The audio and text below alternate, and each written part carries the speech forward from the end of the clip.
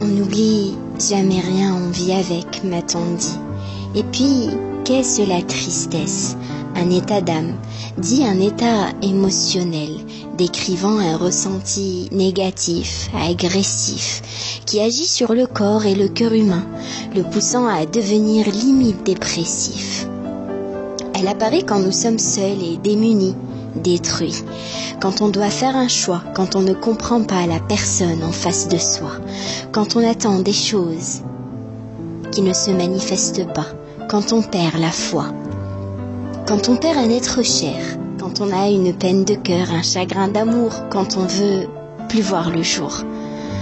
Elle nous prend au dépourvu, elle nous montre ce que nous voulons voir, ces choses auxquelles on a du mal à croire, l'achèvement de nos plus belles histoires, plus précisément nos souvenirs, qu'elle nous fait remonter à la surface, provoquant mélancolie, qui est tout sauf une douce mélodie. C'est une douleur qui nous fait taire par son intensité, mais qui varie selon les personnalités.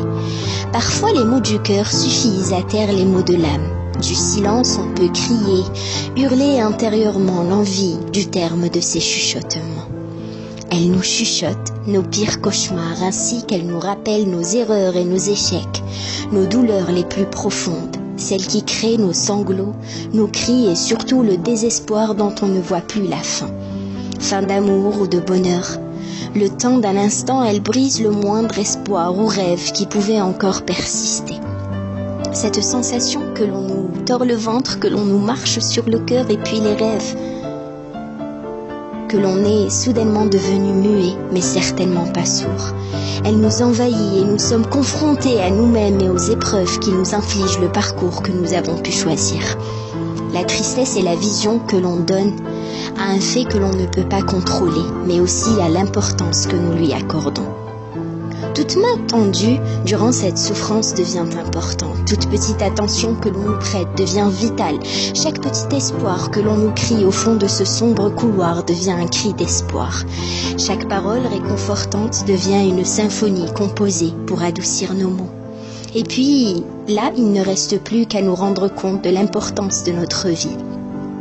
Et que quand bien même la douleur ravage nos cœurs, on n'a pas besoin que les autres nous plaignent, mais qu'ils nous aident à avancer.